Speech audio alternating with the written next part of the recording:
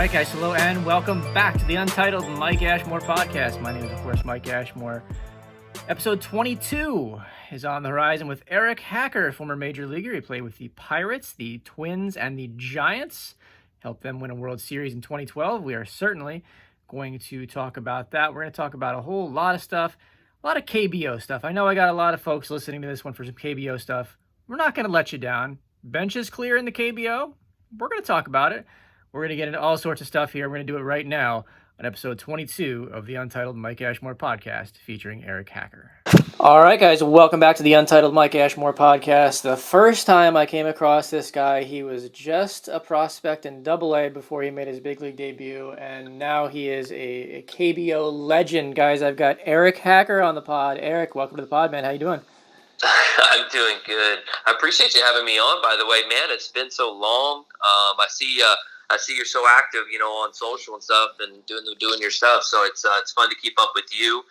And, man, we go back to 2008, I believe, was when we were together over there in Trenton. Yep.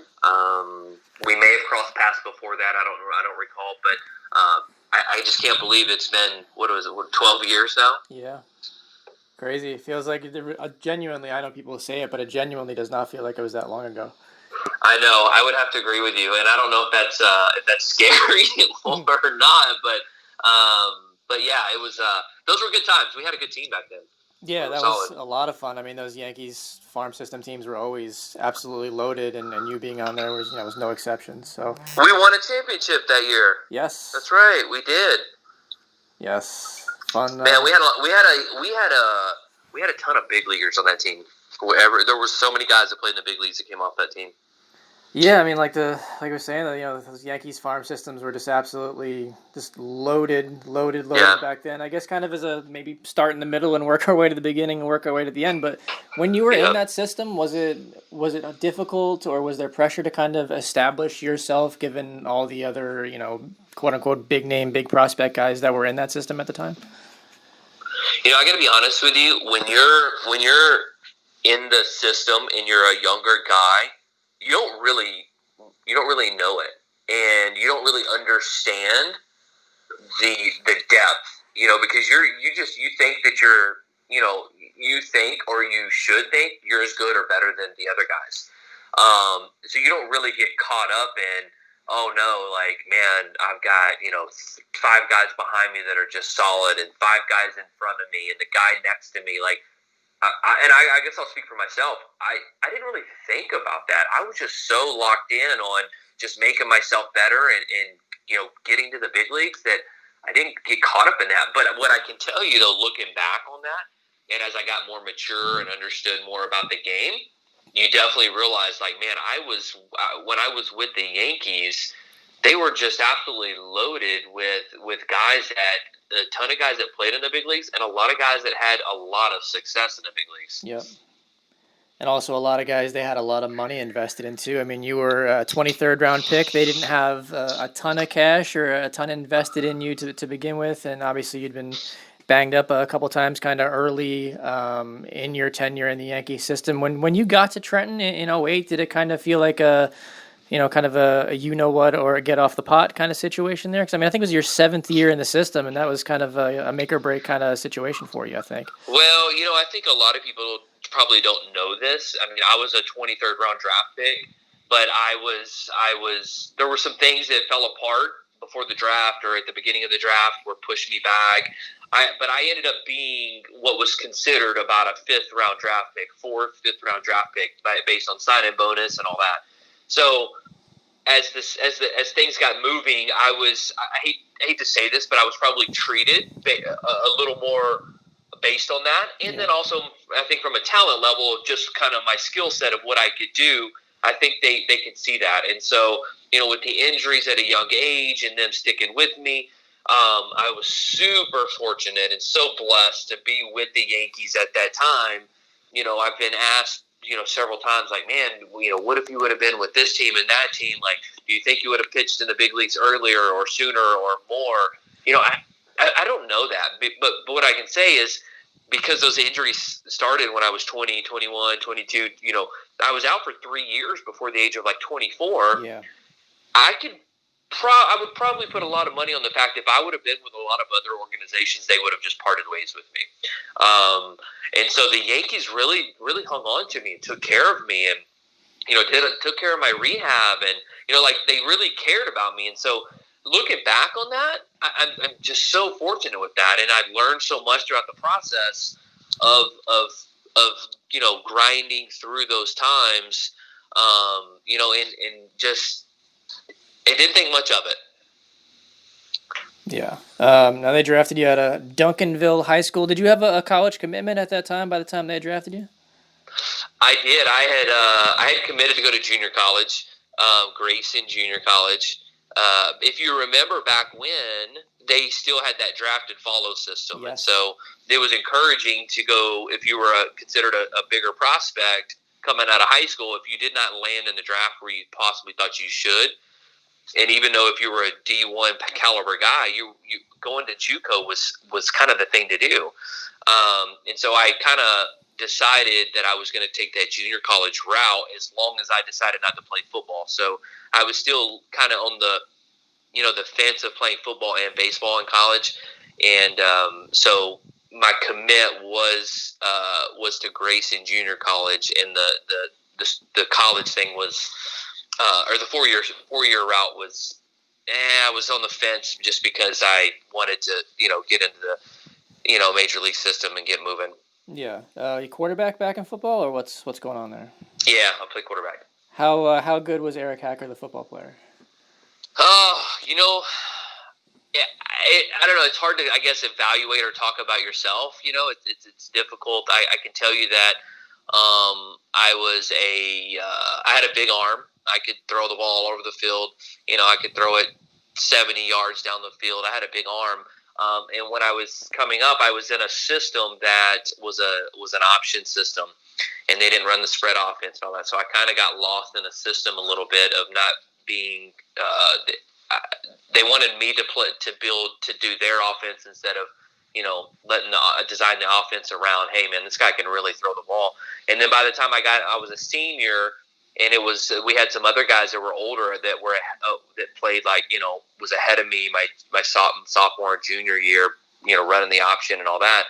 They started putting in this spread offense, and so I was recruited and by some bigger schools.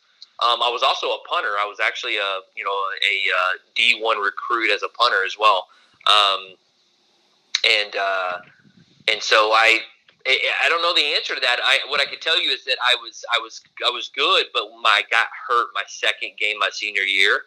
I broke my foot, and I had a Liz Frank, which is a kind of somewhat of a common football injury. Guys running back to get them receivers, and it was a pretty big injury for me. It was pretty gross, and I was done after. That was the last time I played. That was my second game my senior year, so I never really got to show and really see, my full potential.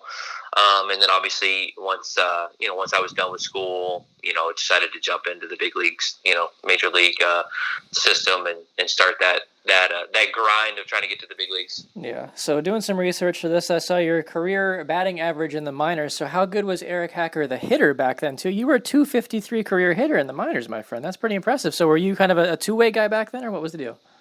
Yeah, I was. I played shortstop and pitched, and I was I was an all-district guy as a shortstop, and I was a switch hitter in high school, hitting the middle of the lineup, and I was good, and I was recruited as a position player as well, maybe we should say, what do they call it, just a two-way player, pitcher hitter guy. And so even if I would have went to college and played, I would have probably got a chance to hit. And I would say I was good. Obviously I don't think that was my full. Pitching was obviously my thing. But I could have hit in college. I hit in the minor leagues. I think I had 1 year in AAA. I hit like 280 something. Yeah. And that was with quite a few at bats. So I could swing it a little bit. I didn't have a ton of power. But I had a little bit. I had a little pop from the right side, from the left side. I was a little better contact hitter. But yeah, I was a decent hitter. Okay. So we talked about it a little bit earlier, but it's your time in the Yankee system. Is there anything when you kind of think back to that time and you were in that system for the biggest chunk of your career? Is there anything that kind of really stands out to you memories wise that is a positive memory you kind of take going forward? You mean just as being with the Yankees? Yeah. Oh man, there were so many memories and just met so many guys throughout the time. After being there for basically 8 years, you see so many guys come and go, and staff. And it's kind of hard when you leave. You try to keep up with some guys. You follow guys as best you can, whether they stay in the game or leave the game. But it becomes tough. But man, I don't know. I think just a lot of the memories of just the grind really at the lower levels of just whether it was bus rides or having 3 or 4 guys to an apartment trying to survive, and you're not making any money in the minor leagues, so you're throwing 4 or 5 guys in an apartment and paying a couple $100 a month a piece trying to just make ends meet. And just those days, like it's you talk about it, and it's a topic right nowadays that the guys don't make any money in the minor leagues, which is really unfair. But you didn't think much of it because you just like, man, I want to play in the big leagues, and I guess this is the price you have to pay to get there. And so it's just a lot of those memories, man. And I just got to meet so many guys, and just all the, once you get the opportunity to be around the big league players and all those Hall of Fame players and the legendary players, and all those, the guys, anywhere from the Jeters and the Yogi Berras that were walking through the clubhouse, and the Reggie Jacksons, and just being able to just be around those voices, those personalities, being able to sit down with those guys and have conversations with them, and the Goose Gossage, and it's kind of crazy to even drop those names, to think that I actually was able to sit down and speak with these type of people, and it happened so fast. I wish that. I wish that I was able to have more time with those type of guys, but it was just definitely a privilege to be around them. Yeah. Added to the 40-man after our year in 08, big league spring training in 09. Does it kind of feel like at that time that you're, after all the injuries, that you're finally on that trajectory to, maybe by the end of that year, get your first opportunity in the big leagues with the Yankees? Yeah, I really did. I thought that I was going to get my shot, and I still think that I was getting there. But as you know, the system was so loaded with guys, and then the Yankees were still kind of known for going out and paying that money for those big free agent guys and bringing them in. So, even though you're a minor league guy and you're considered a prospect and a guy that they maybe value, the opportunities were still just slim, because it's, they weren't really given a ton of those opportunities. But that's when you started to see, Jabba and Kennedy and Phil Hughes and some of those guys finally started to get their opportunities to play, and they were up there. And there were some other guys that started to filter in there too that ended up with quite a bit of time. But, I really did feel that, and I never really got that full opportunity before. I was a victim of a roster move, obviously, in 2009, right at the beginning of the season, basically, from a veteran guy, Brett Tomko. They made a move, needed to bring Tomko to the big leagues, and I was the victim of a guy that ended up being traded to make room on that roster at that point in time. And then, obviously, when I left, I thought, well, maybe this is my break to get my chance to play in the big leagues, and then I got a chance with Pittsburgh. Yeah, getting DFA'd by the Yankees, I guess, what are the emotions like at that time? Are you thinking, shoot, I hope I stay here. This is the only organization I've ever known. Are you hoping that someone else, takes a chance on you at that time? Because maybe it's a fresh start. I guess, what are the emotions when a guy gets DFA'd? It's not good. Because, you don't really know what it is. Honestly, as a young player still at that point, you're not really educated on the details a lot of times.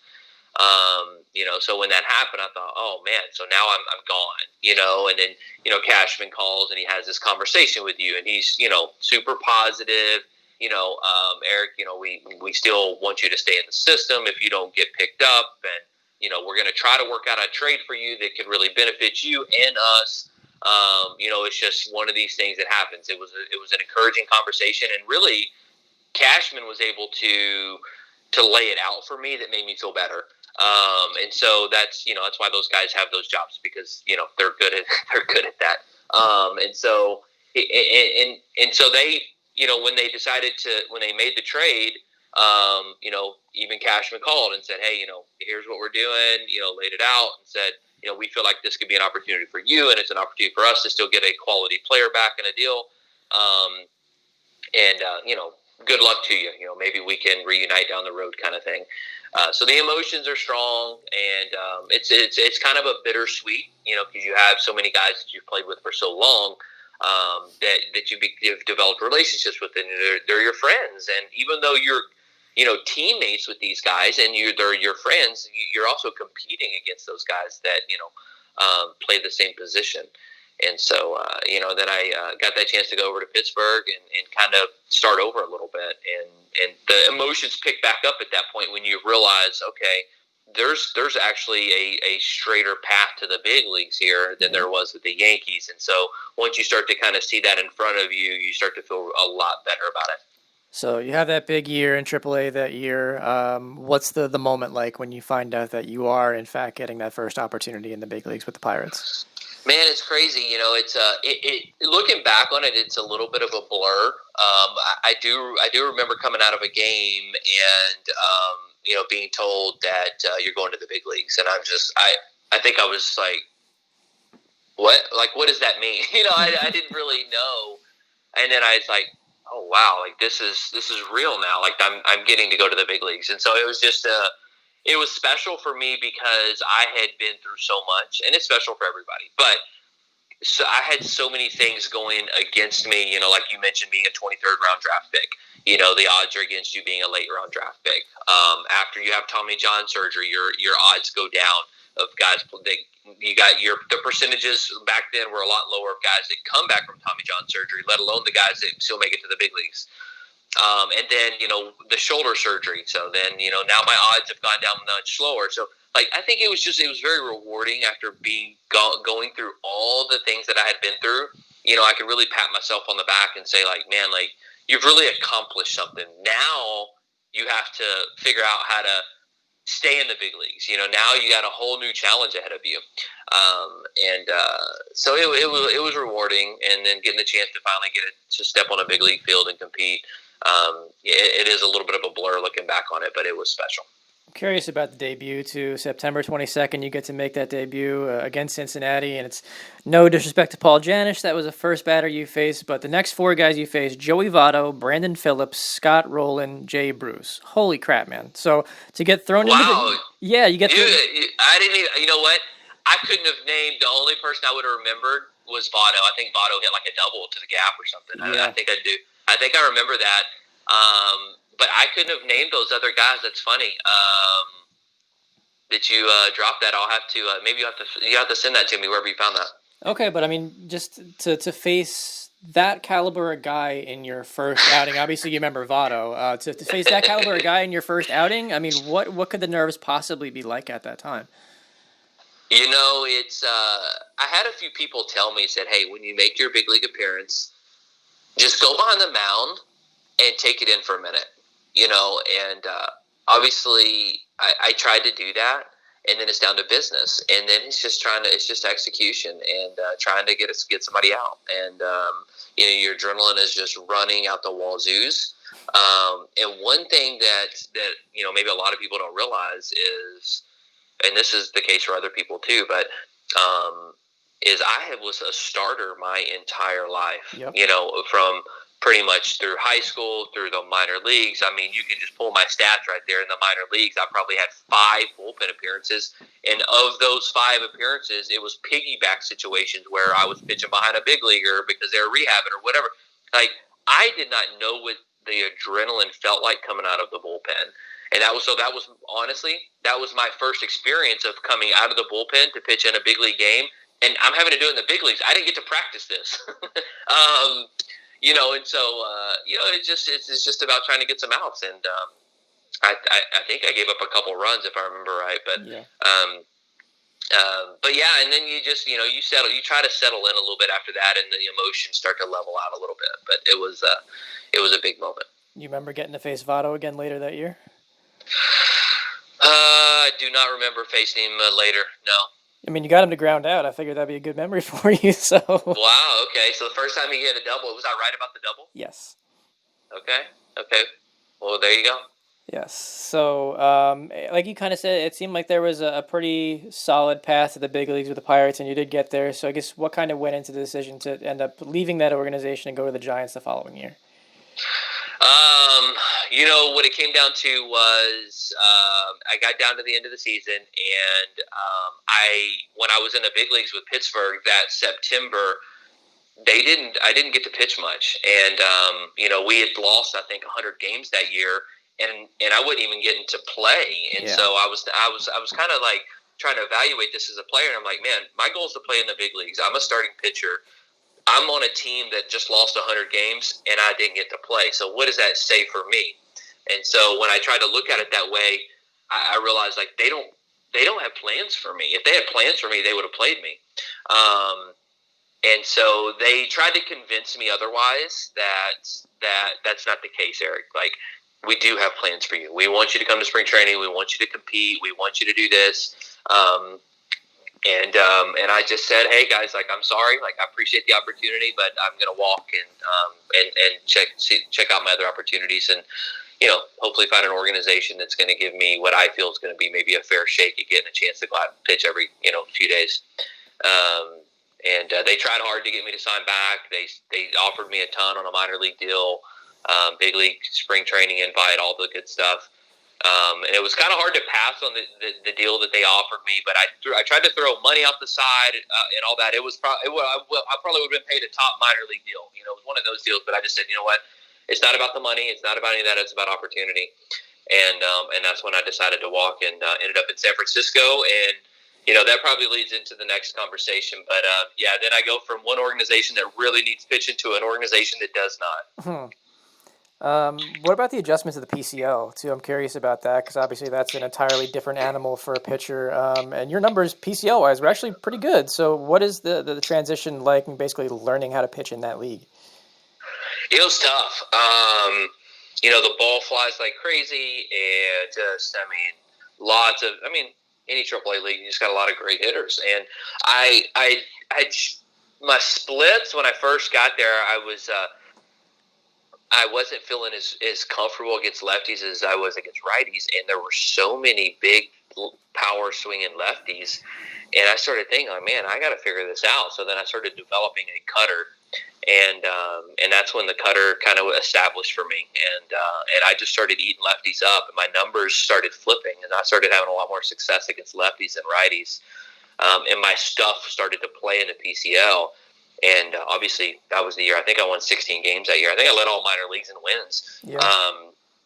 And that was the adjustment for me. And I found that I was like, well, man, everybody says the PCL. I mean, the ERAs were always high for everybody. But I mean, from a successful standpoint, I was winning like crazy, and quality starts weren't as high as like some other leagues, but the wins and losses are still there just because everybody scored runs. But yeah, I mean, that was really the development of the cutter, which turned into be a huge pitch for me just basically from there on out. Yeah. Did that year kind of set up what happened the following year, kind of getting that opportunity back in the big leagues again with the Twins?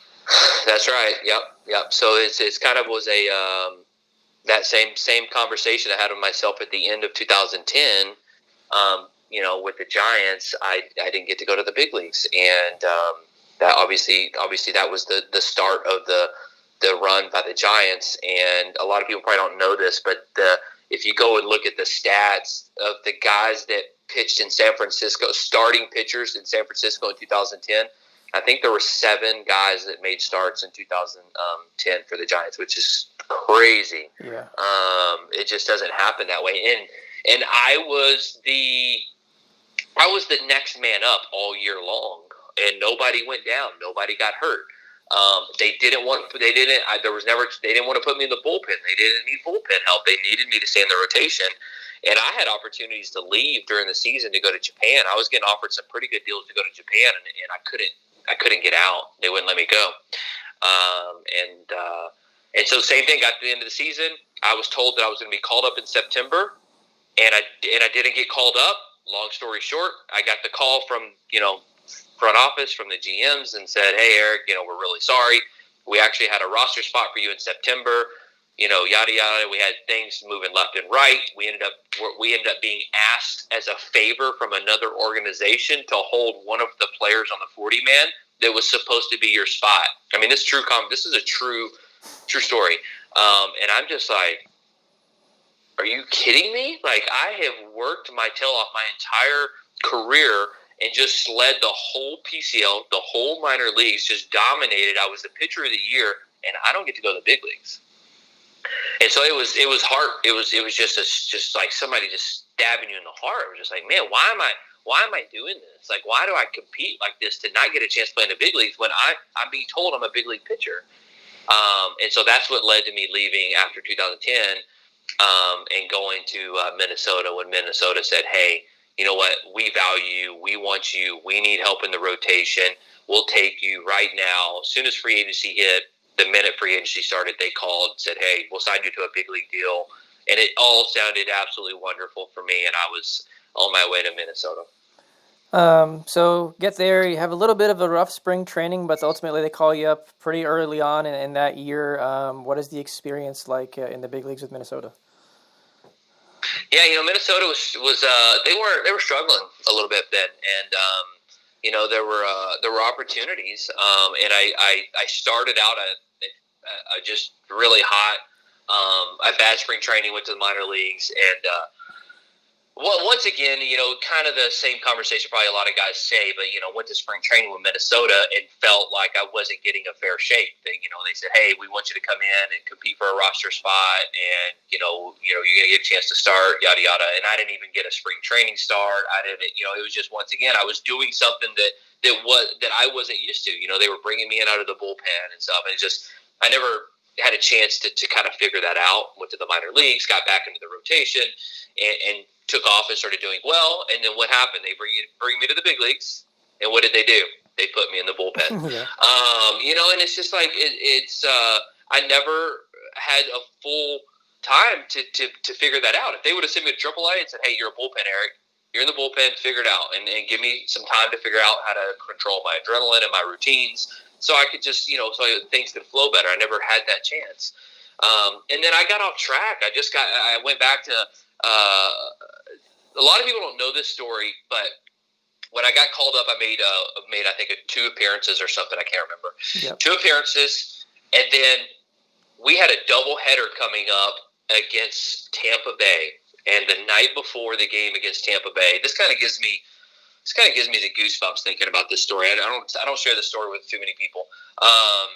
I got called into the office the night before the doubleheader. Liriano was starting that night, and Gardenhire said, "Hey, Hack, we want you. You're gonna start the second game of the doubleheader tomorrow, so you're off tonight." I said, "Okay, cool."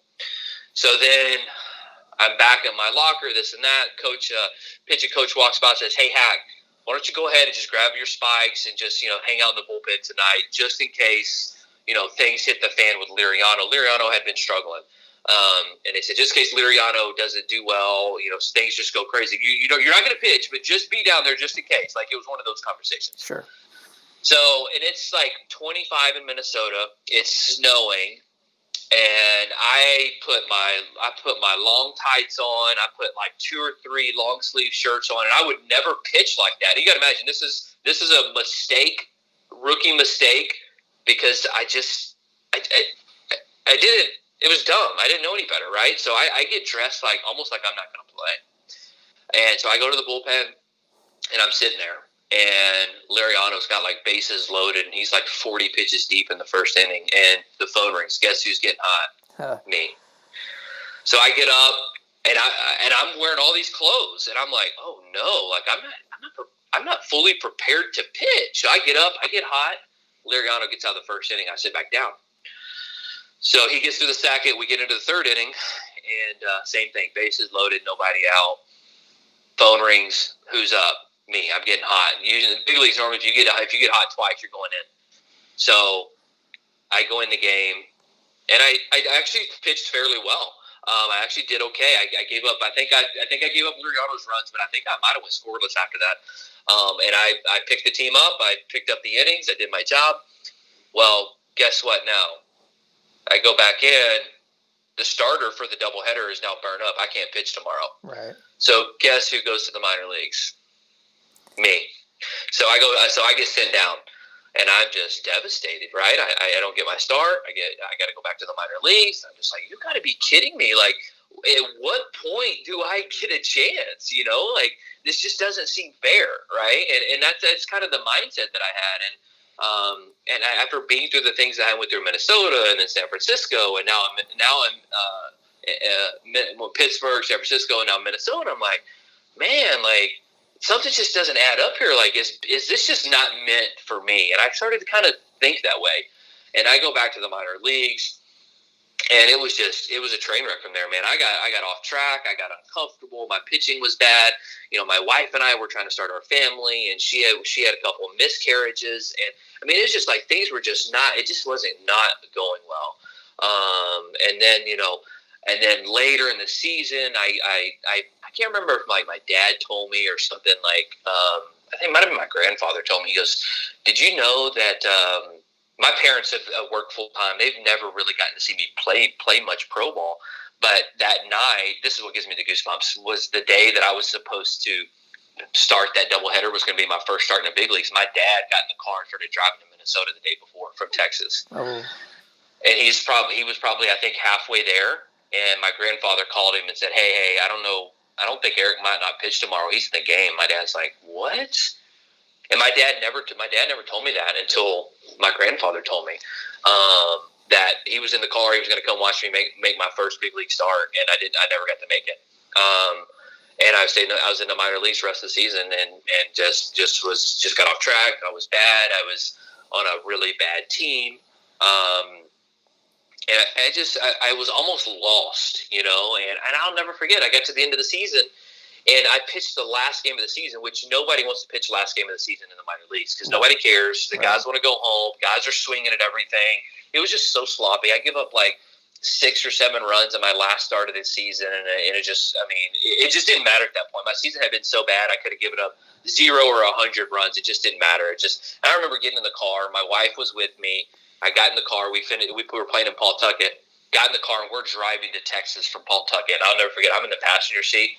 And I just started crying, and and it was just silence in the car, and I just told my wife, I was like, man, like, what have I done to deserve this? You know, I've worked so hard for this, and have put so much time and effort into this that this is where I'm at, and it was kind of and I went home, and I was in a bad spot for a while that year.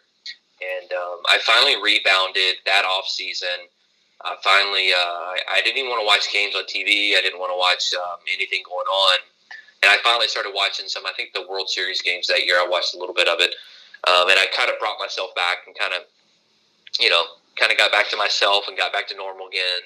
And luckily, you know, San Francisco gave me the opportunity to come back to them in 2012 and kind of got back on track again and figured some things out that I got off track, mentally, and then also, mechanically and all that, and then got back on my game and had another great year in 2012. So after everything that you just said, was there some trepidation, some hesitation to go back to the Giants organization after the way things had played out there in 2010? Yes, and there was hesitation, but I'll be honest with you, I didn't have many opportunities. I was almost getting to a point where I couldn't find a job. After having that just such a bad year in 2011 with Minnesota, you got to imagine being a guy that's now been in the system for 9-10 years that has not played much in the big leagues. He's played in the big leagues a little bit. You start to kind of be looked over, and they weren't putting a lot of value in me. And so luckily that I had that good reputation with San Francisco, that because I had done so well, that they gave me a chance to come back. So that was, that was tough. Yeah. We've talked a lot about the importance of being a starter and the importance of trying to get that first big league start. You get that opportunity there. Just talk me through that and kind of how much that meant to you. Yeah, I mean, it was great because obviously after working so hard as a starter your entire career, you finally get a chance to do what you've practiced for so long. You're not going to be in the bullpen. You're going to get to go make a start, and it was refreshing. I got to be me. I got to go out there. I had a quality start. I lost, but I've actually pitched pretty well for a major league debut. Not debut, but my first start. I think I went 6. I was only at like 80 pitches. I would have actually pitched deeper in the game, but it was a National League game, and they decided to pinch hit for me, which I could hit. Yeah. So anyways, they pinch hit for me and I had to come out of the game, but I actually had a pretty solid game, and it felt good. Yeah. Did your family get to be there for that one, hopefully? My parents didn't make it. My wife was there. I had a few people that made it out, but my parents couldn't make it. Okay. Okay. Yeah. Obviously you didn't get to be around that team as much as maybe you would have liked, but could you tell from the time that you were with that team that it was going to be a special team down the road? Yeah, it's and a lot of that was even going back to 2010, just knowing the guys and being around some people, knowing just the personality of Bochy and just his free spirit and just kind of letting guys be them, but also knowing how to make the right moves at the right time. I don't know if I'd ever seen a manager that was so great at just that gut feeling of knowing how to make those moves at the right time. I don't know if special is the right word that I can say, but I could say that just when when your pitching staff is good as they are, and the defense and stuff, you knew that they were going to have a chance to do something. Their offense really was never great. But just defense and pitching and obviously Bochy running the show, it was special. Yeah, put together a hell of a year in the minors that year, AAA All-Star. Are you a little surprised by the way things, I guess, ended again with the Giants organization? Yeah, a little bit. I once again, I thought that I was going to get a chance. I wasn't told I was going to be a September call-up that year or get a chance, but I thought there was a good chance I would at least get to go up in September and kind of be an emergency guy, just kind of, were the Giants a wild card team that year? I can't remember.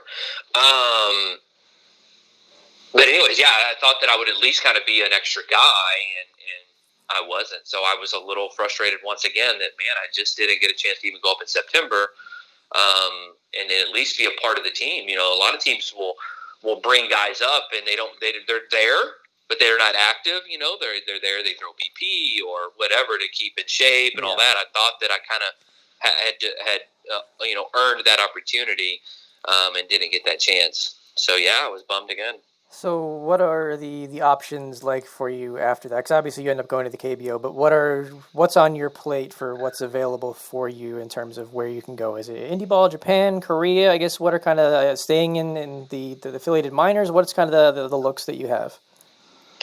At that point, is that what you mean? Just yeah. I got to the end of 2012 and I'm trying to remember. I think I decided to be a free agent, and San Francisco. Did I sign back? Oh, what? I was a free agent, and there still wasn't a ton of interest in me, and so teams still weren't really buying a whole lot into me that I can help them in any major value. And I ended up signing back with San Francisco, and so I did sign back with San Francisco. Not being overly thrilled about it because I was hoping for another bigger opportunity. But I did sign back right before. It's funny. I signed back. I'm not kidding. It was probably days, maybe a week before the Korea opportunity showed up. And I thought that at that point that I was going to get some, some opportunities to go to Japan, because Japan had been looking at me for years. Japan scouts a little bit differently, where they get so caught up in always wanting somebody that throws really hard. They kind of, we want a guy throwing mid 90s.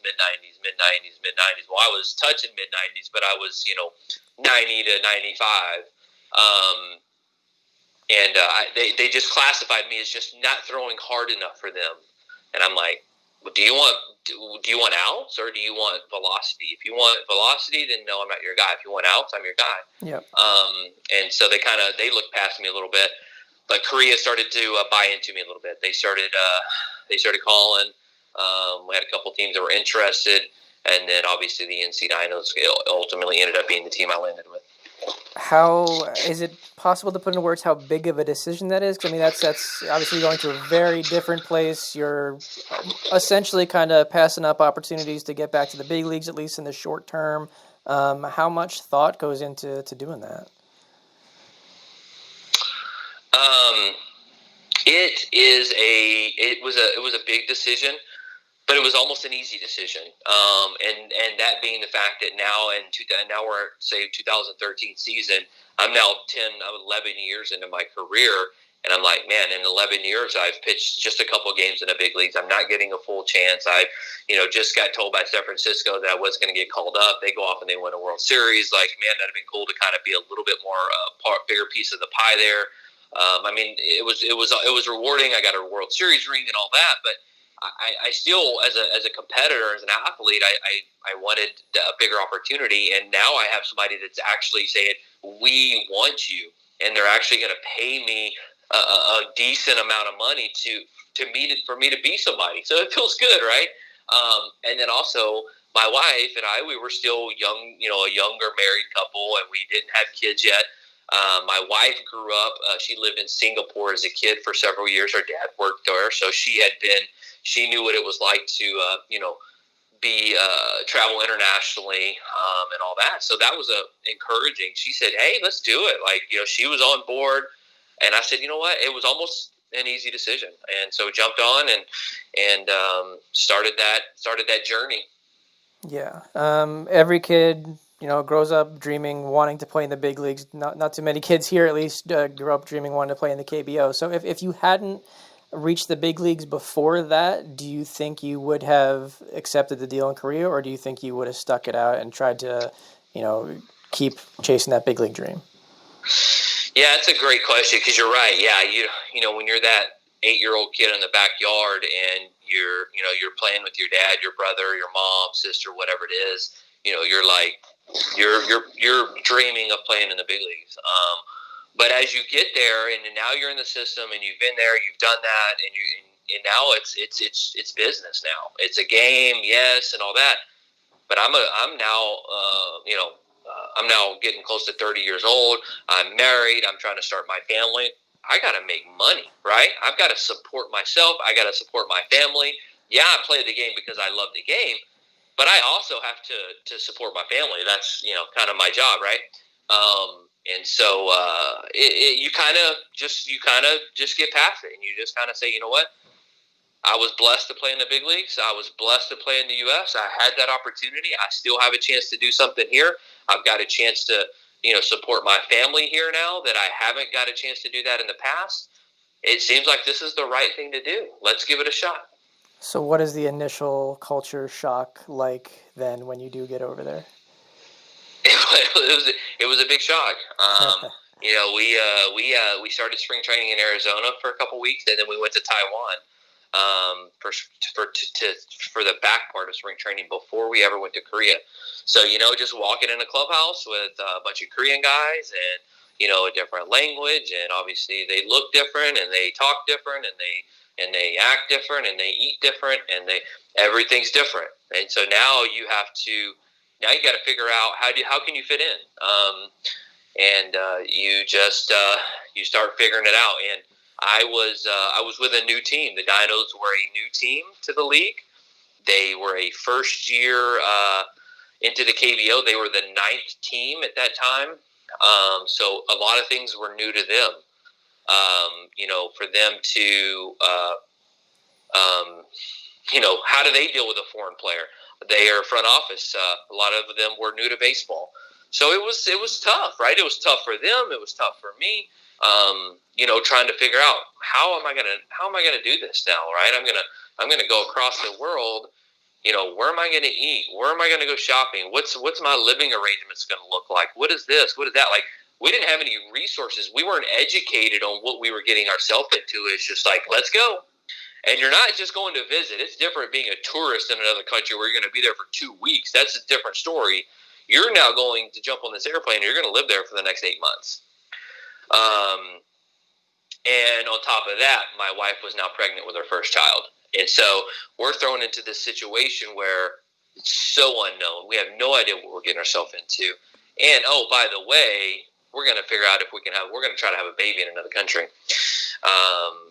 And so it was quite interesting for a while. And we struggled. We did. We struggled it for a while. We asked a lot of questions. We were using the wrong terminologies mentally. We were just saying, man, it's just why this and why that? Why would they do this? Why would they do that? And I almost got caught myself in a bad tunnel, in a bad state of mind. But I knew when I got on the field, I saw the reflection based on the way I was thinking. So then I started to struggle and I started to not play well. And I had to check myself very quickly because they have a short leash. And if you don't do well, you're out. And they started having conversations. They pulled me into the office and they said, hey, we're going to put you in the bullpen and let you figure it out. And this is after, 4 or 5 starts and they have a short leash. Well, we're going to put you in the bullpen. I said, no, you're not. I'm not going to the bullpen. I'm going to make an adjustment and I'm going to be successful. And so I told them, I said, I will figure it out. You have to let me figure it out. That's me. That's my personality. Look at my history. Look at my past. Look at my minor leagues. Look at this. Almost everywhere I went, I would struggle and then I would do well. I would struggle and then I would do well almost at every single level. I said, that is me. Just let me figure it out. Let me make an adjustment. So they had me miss one start. I went to the bullpen. I started working. I tried to speed up my delivery because they were still in 6-7 bases of game on me. And I started to figure it out. And as you know me very well. I'm very athletic. I move well. Yep. I feel my position well. So adjustments for me are actually very easy. And I was explaining that to them. And I said, look, guys, like I could play shortstop on this team. And if I could play shortstop on this team, I can figure out how to be successful. And so my next game out, it was almost night and day. All right, here we go. Things started to roll. I started to do well. I didn't win many games. But by the end of the season, I was in top of the league in innings. I was in top of the league in ERA. I was in top of the league in WHIP and all these categories. I was in the top of the league. My wins weren't there because we weren't very good. But my success started to show, and then it was a domino effect. And a lot of it started out mentally, is changing my mindset off the field and accepting the culture. They're not going to change for me, so I better figure out how to adapt, or I'm going to get sent back to the U.S. And it just started to flow. We ended up having our first child there. That started out as a rough experience, but it ended well. And it just started to take off from there. And year 2 rolls in, and my wife and I said, we're all in, and we're going to do what we need to do to be comfortable here. Even it was a living arrangements. Like our living arrangements, we were. Our apartments and stuff weren't always fully furnished. They were kind of partially. We would get some things, but a lot of things were missing. And so, early on, we would try to be cheap. I was making a little bit of money when I went over there, but I wasn't making a ton of money. I was doing okay for myself. Sure. So then again, into year 2, my wife and I said, you know what? Like the best thing that we can do for ourselves is if we need to spend extra money to make our apartments feel like home, we do that. So, it was buy the baby crib that makes us feel comfortable for the baby. It was, our bed that we slept in. If we needed to buy custom beds or whatever, just to make us feel comfortable, feel like home. And we would bring so much stuff from the U.S., medicine and food, and we figured out where to order food from, and we made it more home. And when we did all that, it just made things so much more comfortable. And then obviously it's kind of, history from there. Went into year 3, it won the Golden Glove, which is like the Cy Young. ended up having a ton of success over there. Ended up becoming, somebody there. Have tons of relationships now and friends, and pitched in so many big games there, and pitched in a Korean series, never won one, but pitched in a Korean series, and tons of postseason games, and we really, at the end of the day, we really ended up having a great career and a really good time. I'm curious about it, and you kind of brought it up a little bit, just the clubhouse culture there, especially when you first get there. I guess, are you clinging to the fellow imports when you first get there? Are you trying to integrate yourself with the Korean guys as fast as you can? I guess, how does that go? Yeah, I mean, naturally, you are with your fellow foreign players, and we were, at that time, we were all Americans. Charlie Schierick and Adam Wilk were the two guys that were with me in that first year. And so we kind of ran together, talked together and all that. And we kind of, it's just the way it was. And it started out not very good, because it was like the foreigners, and then there's everybody else. And the foreigners, and there's everybody else. Look, the foreigners are running, and then there's everybody else. Oh, look, the foreigners are in the weight room, and then there's everybody else. It was almost like you almost weren't like part of the team. And you see that a little bit, even today, you'll see that a little bit. And a lot of that's a communication thing, because you can't always talk to them and all that. Right. So they, it was, it just, you got to find that flow. And, you kind of have to force yourself to sit down and eat lunch with them, to sit down and talk to them. Because they don't feel, if you don't do it, most of them don't feel comfortable coming to you. So you kind of have to do you kind of have to get the ball rolling. Because they're just, they're so curious, but they're so afraid to ask questions, right? They're afraid that they're going to, if they think they know some English. Usually a lot of guys there some of them know a little bit of English, but they're so afraid to use it. And so that's really kind of how it gets started. And you have to start to force yourself on them a little bit when it comes to communication and all that. And it's like every other thing else, the pitchers start to kind of run together, and you start to kind of, find the guys that you kind of can communicate with a little bit better than others.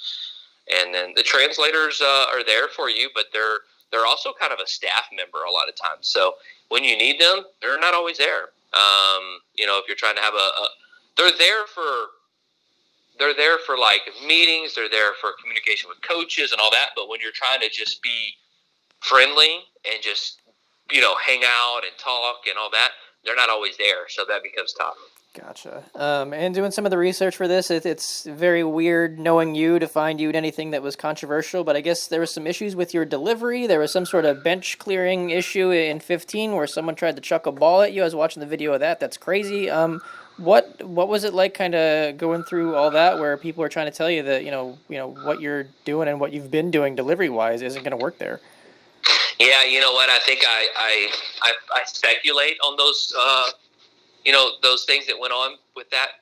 I had created this delivery for myself to help me, right? And you saw me when I was younger, had a really fast arm, and I kind of drifted in my delivery, and I got away with it because my arm was so fast.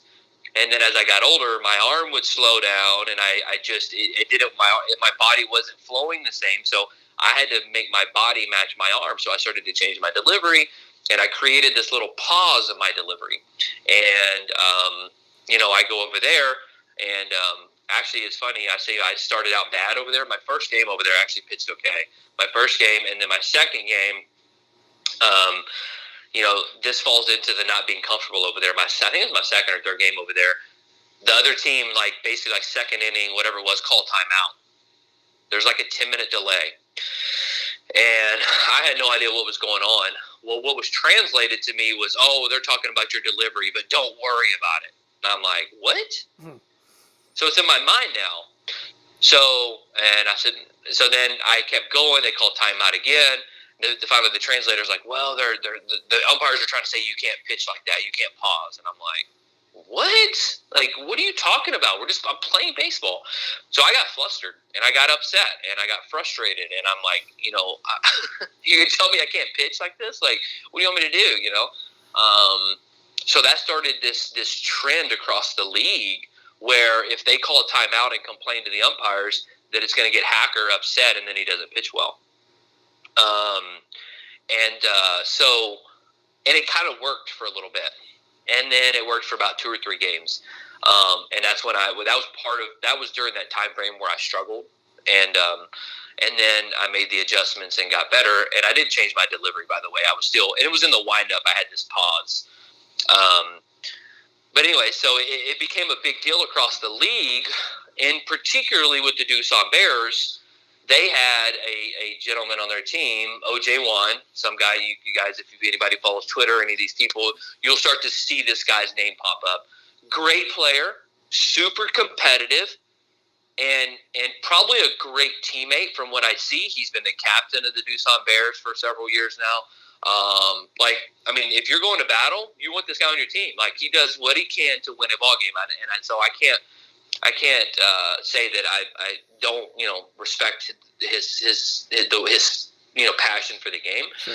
But he will take things to the next level, and he would always take this to the next level with me. And so he would start this routine with me where I would go up and I would come up, and I always take my eyes off the plate. So when I would get to the top of my delivery and I would do my pause, he would step out of the box. And so he kept doing that to me. And I'm just like, nobody would do anything about it. The umpires didn't say anything, and in the U.S., you know what happens, right? You know what happens when people. So I wasn't going to start hitting people. I wasn't going to start throwing at people, but I also needed to stand up for my team, right? They were disrespecting me. They were disrespecting my team. And we were a younger team, and there was, somebody had to kind of, stand up for us. And it's in the heat of the moment. There's adrenaline flowing. Well, that game that you see right there, he does it to me again. And instead of, stopping my arm and hurting myself or whatever, I've always, even when I was younger, if somebody called timeout, I would always at least just throw the pitch. Just if it was soft, if it was somewhere in the vicinity, as long as I didn't hurt myself. I think the Yankees would always teach us that, by the way. They would always say, hey, just go throw your pitch. It's fine.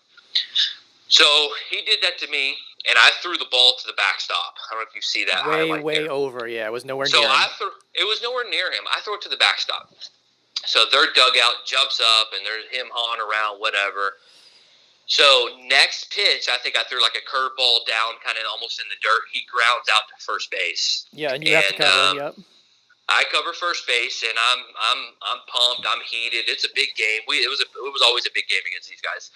And I yelled at him, "Let's go get in the box." That's exactly what I said. You know me. I don't curse. I don't talk. I don't do all that stuff. I'm passionate, but I'm not going to go and start cussing people out. And so I said, "Let's go, man. Get in the box." Like, now, stop with this stuff. It's enough, man. Give it a rest.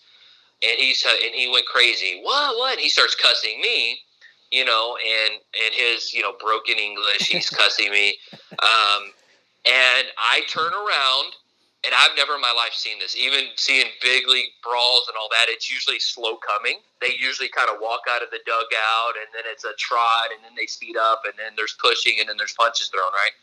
Well, they bull rushed the field. It was like somebody had opened the floodgates. It was crazy. So I turn around, and there's a ball thrown at me. And if you see it in the picture, it probably got within a foot from hitting me. Yep. And I'm like, oh my God, is this in the moment, I'm like, what? So I look up, and there's a guy running at me. He was coming to tackle me, take me down. And our catcher was in the middle. I think I had a cut on my arm. The catcher kind of jumped in front of me and kind of blocked him from kind of bulldozing me. And they were like coming after me. I'd never seen anything like it in my life. And I'm like, what?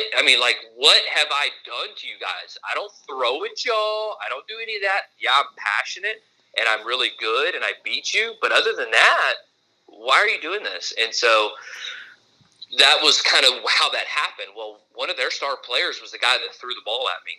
Well, they didn't know, they didn't have replay and all that then, and so they didn't go back and look at videos to see who threw the ball. Well, they lied. They lied to the umpires. They didn't tell because the umpires went and said, who threw the ball?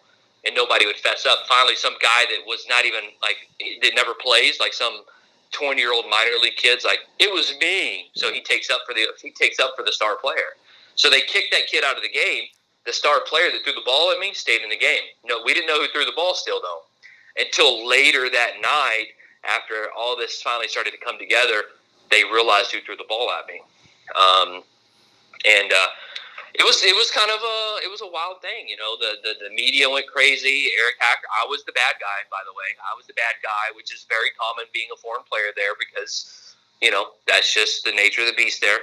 I was the bad guy, and I had a gentleman that I knew that spoke English and Korean that helped me put an article together explaining what happened from my point of view, which is what I just told you, was I threw the ball to the backstop because I didn't want to hurt my arm. I screamed at him, let's go, get in the box, and then they rushed me. Well, they suspended the guys on the other team. That the guy that threw the ball got suspended. You know what? Or did he get fined? Anyways, he got a slap on the wrist. I'll put it that way. They had a couple other guys that got suspended. Anyways, I didn't get suspended or anything because I didn't do anything. Right. Yeah. And so the fans, it went from within probably 3 or 4 hours after the game, it went from me being the bad guy to them now knowing that guy and the other team had completely gotten out of hand. And that's why they ended up getting slapped with a bunch of fines and a bunch of suspensions and all that. And it's a great thing. The kind of icing on the cake for the story was the very next night we were at home. The very next night, every time O.J. Wan came to bat, our fans would scream, "Get in the box! Get in the box!" It was actually comical. But that's kind of the rundown of kind of what happened that night. That's awesome. So finish up, at least for now, in Korea in 18. It seemed like there were opportunities to keep going. I guess what was kind of the thought process behind kind of stepping away for a while and getting into what you're doing now? It was kind of opportunity. I got to the end of 2017, and I had missed a little bit of time in the middle of the season where my elbow was kind of bothering me. Sure. But then I came back and was feeling good at the end of the season, had another big postseason and pitched well. And I was with the NC, and NC, their old manager was kind of an old school guy, a little bit of a roll the dice kind of guy. He never won a Korean series. He had lost when he managed the Doosan Bears years ago. He had lost in the Korean series. He managed us and got NC, lost in the Korean series. We kept missing. So they decided to roll the dice. They said, you know what? Under the circumstances, the way the KBO is set up, it's very difficult to trade players. Free agency is very limited. The only thing that we can do is change our foreign players. Hacker's been here since day one. He's been here for 5 years. You know what? He's not winning us a championship. We've had, Thames was there. We didn't win a championship. Hacker's been here for 5 years. We didn't win a championship. So he finally said, you know what? Well, we're going to part ways with Hacker. They decided not to bring me back. And everybody in the baseball world in the KBO was like, whoa, NC's not going to sign Hacker back. Why is that? It was a shock, right? Well, NC went publicly and said, oh, well, Hacker's not healthy. And so they started kind of making these false stories across the league. Sure. And so it kind of hurt me, right? So now other teams are like, well, this is a mystery to us why one of the most successful players in the last 5 years is not being signed back after being very good. This is why is this happening? So now other teams are saying, well, man, we like you, but something seems strange that they didn't sign you back. So I had a huge battle on my hands, and nobody signed me. And came back in 2018, came home, and turned down some minor league offers. I had opportunities. I could have went to Taiwan. I could have played in Mexico, some of these other places. And I just decided, you know what? If I'm going to play again at this point, I'll play in the KBO. I know the league. I know the hitters. Based on my personality, what makes me successful is that I know the hitters and I can study the game, and I know that there. So I know I can be successful there. For me to go and start over somewhere else, I just wasn't up for dragging my family to another country at this point and all this. And the minor league thing, I've been there and done that. I'm now 30, almost 35 years old. You and I both know if you're 35 and you're going to the minor leagues, you're nobody, right? Yeah. So that didn't make sense for me to do that. And I could have hung on. I could have, grinded it out in Mexico and Taiwan and done that, but I just didn't want to do that. So came home, and I decided to work out and pitch on my own at home and self-promote myself on social media. And I set up my own interviews. I would wake up at 2, 3 o'clock in the morning, and I would do live interviews in Korea. And I just kept myself in the news. And first guy got hurt in 2018, Ismail Rogers. You may even know the name. Yep. He gets hurt. He gets hit by a line drive. And by the way, Ismail's very good. He gets hit by a line drive and breaks his hand. And so the next morning, I wake up to the news. My social media is blowing up. I've got missed phone calls, and I'm like, whoa.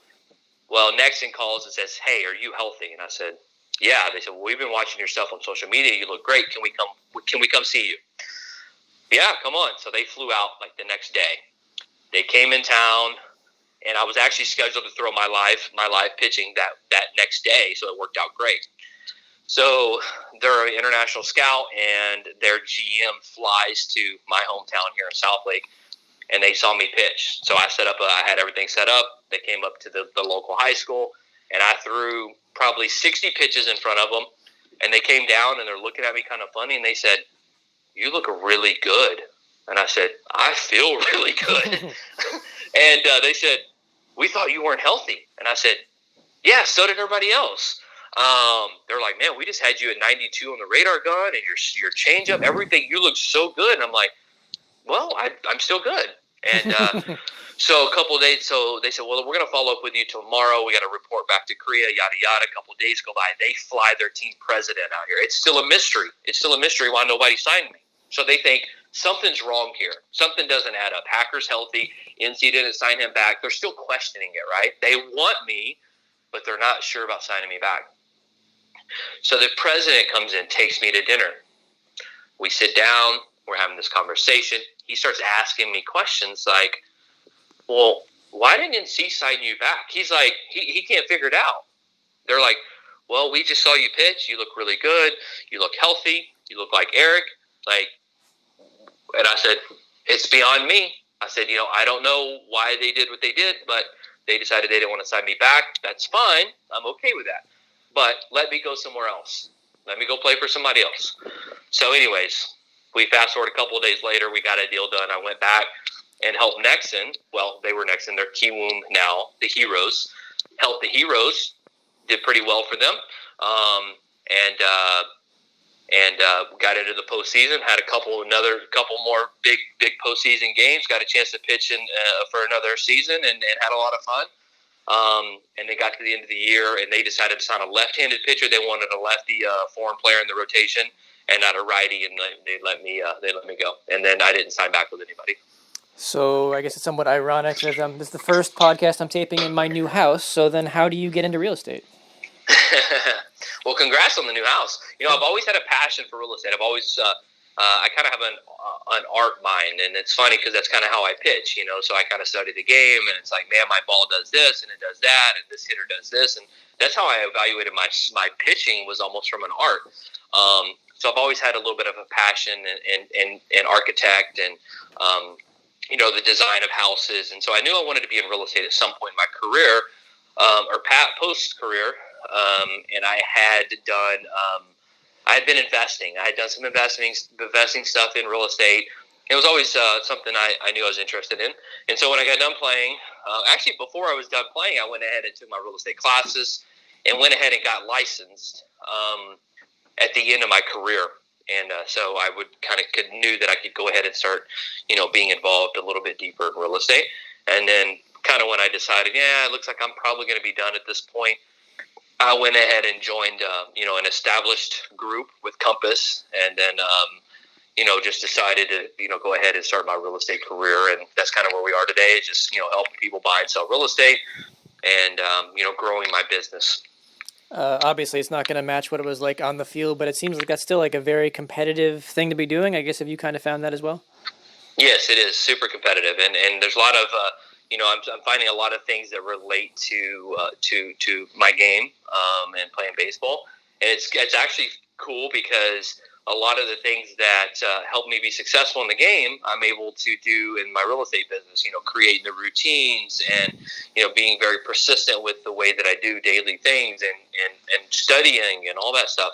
I'm able to do a lot of those things. Now it's real estate and not baseball, but I can still wake up and do this and this and this and this and this to make me be successful. Same thing like when I was getting ready to start a game, right? Day one I did this, day two I did this, day three I did this, day 4 I did this. Time to pitch, start over, and then you start that rotation back over. So, kind of the same thing in real estate. So it's actually a nice transition. Yeah, has it been challenging to kind of balance that and kind of doing stuff like this and all the other kind of KBO kind of media opportunities you've been doing? I've been seeing you all over the place lately, man. So. Yeah, it is because like these calls, I obviously still have a passion for the game. You probably hear it in my voice. Like I still enjoy it. I still like to follow it when I can.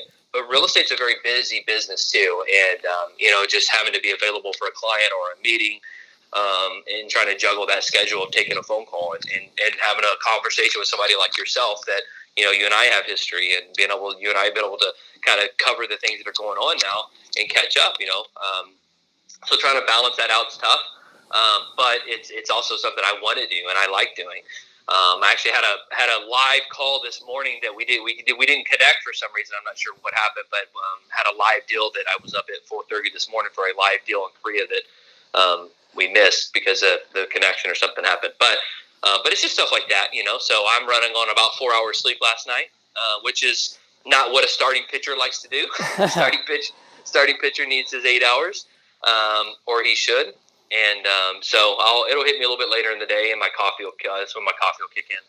Well, I'll let you get back to either selling some houses or taking a nap or get some coffee, my friend. This was a heck of a lot of fun. It was fun as heck to catch up with you, man. So it's good to see you having all the success down the road, man. Absolutely. Well, I really appreciate you reaching out. I really appreciate your time today, and man, it's fun to kind of watch people like yourself that's from a player perspective. I always had such great respect for the writers and stuff that do the things like yourself, because I understand that how difficult that must be. And so, man, I really appreciate what you've always done. All right. Thanks a lot, Eric. Appreciate your time, man. Absolutely, man. All right, guys. Thank you so much for checking out episode 22 of the Untitled Mike Ashmore Podcast featuring Eric Hacker. I've known Eric a very long time. Covered him in AA, I think in 08 or 09 or whatever that was, way back in the day. We talk about that on the pod, of course, as you all heard.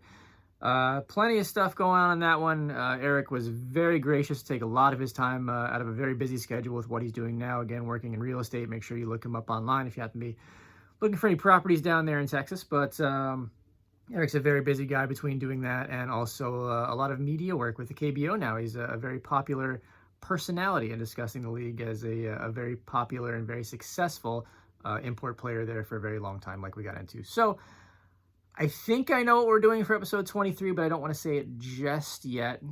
I do have a lot of these taped. I'm just not sure what order they're going to be in.